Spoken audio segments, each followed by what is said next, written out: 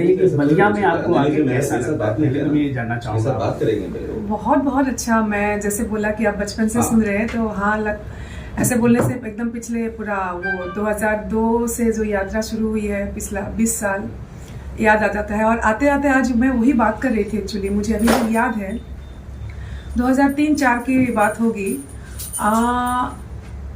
मैं कोई अनुष्ठान में आई थी यहाँ पे, और वापस पटना की ओर ट्रेन में बैठी थी, और भी सह कलाकार थे हमारे साथ। और उस दिन संडे था या क्या था, मतलब बहुत सारे स्टूडेंट्स का कोई एग्जाम था। कोई जैसे होता है ना, बहुत सारे अलग अलग एग्जाम होते रहते हैं। तो उस ट्रेन में इस तरह से मतलब मैं वहां पे हूँ, और तब वो समय था गवर्नर लेजा राजा जी और भैरव जी के दीदिया गणेश के पापा, वो समय था। तो एक डब्बा से अलग डब्बा, इस तरह से स्टूडेंट्स और सब लोग इस तरह से भीड़ हो गया। और लास्ट में मैं बाहर नहीं निकली थी, ट्रेन बस भी नहीं। लास्ट में ट्रेन को सब स्टूडेंट्स जाके आगे ट्रेन को रोके वो लोग, और मुझे बाहर आना पड़ा। और मैं वो मोमेंट को याद कर रही थी कि होता है ना, कभी कभी आप जिंदगी आगे बढ़ती जाती है, आप चले जाते हो समय के साथ, उत्थान पतन अलग अलग समय काल आता है। लेकिन एक कलाकार के साथ जिनका कोई संबंध नहीं है, सिर्फ एक जो आज के शब्द में फैन बोलेंगे, वो जो इतना सम्मान, इतना प्यार देते हैं आपको, वो इतना स्ट्रांग होता है, वो रिश्ता इतना स्ट्रांग होता है। उस समय काल को मैं आज याद कर रही थी बलिया आते वक्त, और वो भी बलिया ही था। और आज काफी मैं सालों बाद एक्चुअली बलिया आ रही हूँ, तो बहुत बहुत ज्यादा मैं खुश हूँ। तो एक बात मैं कहूँगा, एक दौर था भिखारी ठाकुर जी का, उसके बाद दौर आया भरत शर्मा जी का, उसके बाद दौर आया मनोज तिवारी का, और आपका फिर उसके बाद दौर आया। यानी भोजपुरी को एक नया रूप आपने दिया। लेकिन जो वर्तमान परिवेश है, उसको लेके आप क्या कहना चाहेंगी? वो भोजपुरी और वर्तमान की भोजपुरी में आप क्या अंतर महसूस करती है, मैं ये जानना चाहूँगा आपसे। लिटरेचर की कमी है, साहित्य की कमी है, और हो सकता है ये समय परिवर्तन भी हो। हम बहुत डायरेक्टली क्रिटिसाइज नहीं करना चाहेंगे, लेकिन बलिया हो या भोजपुरी, मतलब पूर्वांचल, वो सिर्फ बिहार नहीं कहा जाएगा, है ना, क्योंकि उत्तर प्रदेश, बिहार, झारखंड का भी बहुत सारे बहुत लोग अभी भी वहाँ पे हैं, वहाँ भी चर्चा होती है। मैं समझती हूँ कहीं ना कहीं एक तो साहित्य और बुद्धिजीवी वर्ग तो हमेशा रहा है, और लेकिन हम लोग जो एक इंडस्ट्री या फिर बाजार भी बोलेंगे, उस समय आई थिंक गाँव की छवि हो या आम घरों की जो बातचीत हो, कहीं ना कहीं एग्जैक्टली साहित्य नहीं हो के भी फिर भी एक आयाम तो था। और अब के समय काल में क्वालिटी वॉइस तो वो ड्रॉप हुआ है, ये एक्सेप्ट करना होगा। लेकिन ये डिजिटल एरा है, वो एक ऐसा ट्रांसफॉर्मेशन है, वो हम कैसेट और सीडीज के समय था, और अब कम्प्लीटली अब जैसे मोबाइल में शूट करना और उसमें बड़े बड़े कैमरा लेके आना, वो एक समय परिवर्तन भी है। और आज यूट्यूब के माध्यम से मतलब बहुत अच्छा भी है, बुरा भी है कि आर्टिस्टों को प्लेटफॉर्म मिला है। हम लोग जैसे उस समय विनर्स, टी सीरीज के सामने आप वेट करें कि हमको एक मौका दीजिए, चांस चाहिए, वो नहीं रहा। लेकिन तब जो वेट करने के लिए हमको ये करना पड़ता था कि हम में वो बात होनी चाहिए कि हम जो वेट कर रहे हैं, हमें भी एक मौका दीजिए। तो अपने आप को इतना रियाज हो, चर्चा से इतना परिपक्व कर लेने के बाद आधा काम पहले हो जाता था। मीन्स आप कोई अच्छा ही आर्टिस्ट रेडी होके आएगा। अब क्या है, हर कोई अपना कंपनी है, एक यूट्यूब चैनल वो अपना ही कंपनी है। तो वन वे वो डेमोक्रेसी भी है, एक आपको फ्रीडम मिला है, but at the same time I think कहीं ना कहीं एक ड्रॉपेज भी है क्वालिटी वाइज। एक और भी जानना चाहोगे, अगर भोजपुरी को हमें संविधान में लेके आना है या भोजपुरी को और हमें आगे तक लेके जाना है, तो कहीं ना कहीं भोजपुरी का व्याकरण होना चाहिए। इस विषय में आपका क्या कहना है? क्योंकि लिटरेचर जैसे आपने बात कहा, तो इस विषय में आप हुई, मनोज तिवारी हुए, या फिर रवि किशन जी हुए, दिनेश नाल जी भी, इन्होंने जो बड़े पद तक है, तो इसमें मैं चाहूँगा कि आप लोग इस पे कदम कब तक रखेंगे? और कहीं ना कहीं अगर भोजपुरी का व्याकरण या ग्रामर बन के आता है, तो कहीं ना कहीं भोजपुरी का विकास बहुत तेज होगा। तो इस विषय में आप क्या कहना चाहेंगे? दो बात है। पहली बात तो ये सिर्फ फिल्म इंडस्ट्री की जिम्मेदारी, या मनोज जी हो, दिनेश जी हो, रवि जी हो, मेरा नाम तो बाद में आएगा क्योंकि पॉलिटिकली वो लोग ज़्यादा एक्टिव है फिलहाल।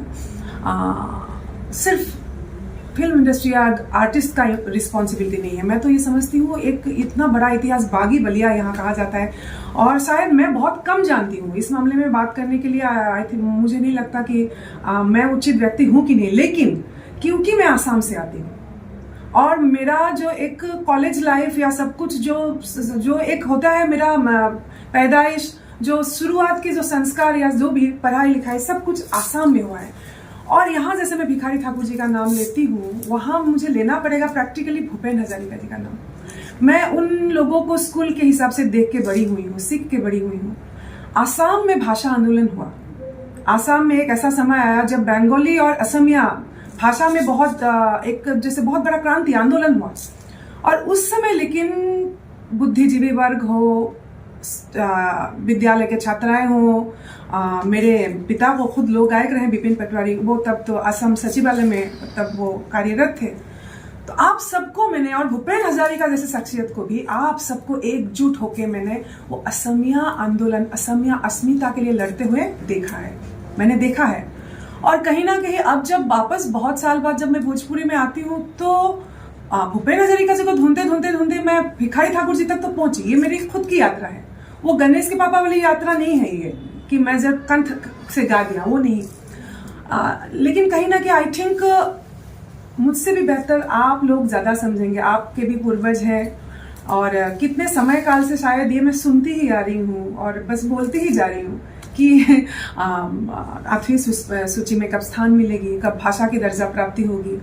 बोडो भी एक आसाम में भाषा है जो हाल ही में भाषा की प्राप्ति हुई है। उनका खुद का कुछ लिपि नहीं है, देवनागरी लिपि में बोडो लिखा जाता है, लेकिन उन लोगों ने इतना एग्रेसिवली, मतलब एक बार सुना होगा आप लोगों ने, उन लोगों ने बोडोलैंड के लिए राजधानियों को मतलब बहुत एग्रेसिव के उस साथ बम से उड़ाया जाता था। मीन्स इतना एग्रेसिव थे वो। सपोर्ट तो नहीं करेंगे उस वायलेंस को, लेकिन कल्चर के प्रति, भाषा के प्रति बोडो लोगों ने जिस तरह से लड़ाई लड़ा, मुझे नहीं कहीं ना कहीं I am very sorry. Purvanchal वासियों में वो एकता नहीं है। ये बात तो निकालते हैं, बात तो आप करते हैं, कहीं ना कहीं उसको प्रैक्टिकली इम्प्लीमेंट नहीं होता है, और वो बात बोल के फिर इधर से उड़ जाता है, उधर से उड़ जाता है। What is the goal? Zero. ये कहीं ना कहीं मुझे नहीं लगता एक होना है कि लक्ष्य अगर है, वो एक प्लान, एक रोड मैप बना के हम उसमें लड़ाई तक जाएंगे। ये उसको बोल दिया, उन्होंने इसको बोल दिया, सबको दोष दे के लास्ट में आएगा अश्लील है, मतलब कुछ नहीं मिलेगा तो अश्लील है, दिस इज इक्वल टू ऐसा कुछ हो जाता है। तो मुझे दुख है, बहुत दुख है इस बात का। आज बलिया में धदरी मेला में भारतीय हिंदू मंच पे कल्पना जी का क्या धमाका होगा? मैं अभी अपने चैनल से मैं जानना चाहूँगा। धमाका क्या? धमाका कुछ नहीं, भोजपुरी का धमाका होगा, भिखारी ठाकुर जी का धमाका होगा। और हाँ, मैं उन सब गीतों को याद करूंगी लोगों के सामने। जनता ने बहुत प्यार दिया है, एक गणेश के पापा से लेके फिल्मी एक यात्रा भी रहा है।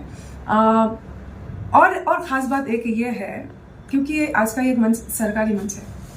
उत्तर प्रदेश से पिछले कई सालों से, पिछले 10-12 साल से कार्यक्रम जब सरकारी होता है तो फोन तो आता है, सब फिक्स होता है, एक हफ्ता बाद ये पता लगता है कि वो कैंसिल हो गया, मेरा नाम काट दिया जाता है, मेरा कार्यक्रम होता नहीं। कोई तो है जो नहीं चाहता है मैं उत्तर प्रदेश आऊं सरकारी मंचों में।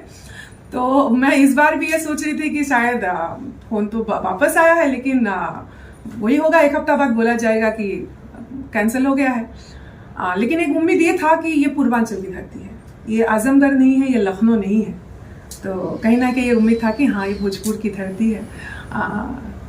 तो धमाका एक तरह से अतीत रोमंथन होगा समय काल को जिंदगी में। आखिरी प्रश्न आपसे है कि भोजपुरी का अगर बिगुल फूका जाता है, जिस बात के लिए मैंने आपसे कहा, तो कल्पना जी का उसमें रोल क्या होगा?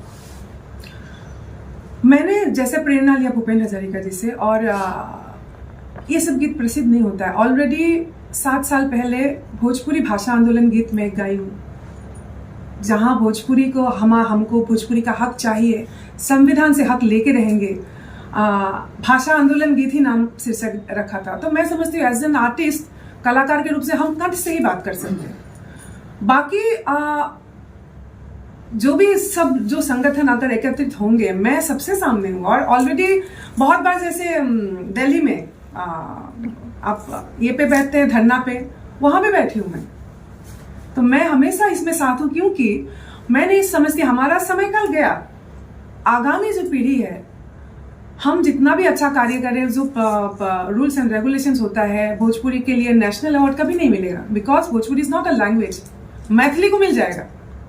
तो ये जो है, ये इधर आग जो है ना, यहाँ जो बागी बलिया है, यहाँ आग लगना होगा ना, यहाँ आग चाहिए, वो चिंगारी चाहिए, वो आग बने, बड़ा क्रांति का आग बने। और उसमें मैं हमेशा आगे हूँ, क्योंकि मैं असम की उस धरती से हूँ। मैंने कहा ना, असम हमेशा क्रांति में आगे रहा है। और भूपेन हजारिका के तमाम गीतों का आप अगर सुनेंगे ना, वो जो दलित और दलित नहीं बोलूंगी, तो शोषित पीड़ित वर्ग है, उनका आवाज बन के वो हमेशा आगे आए। तो वो चिंगारी तो मुझ में है, बस मुझे सामने साथी चाहिए।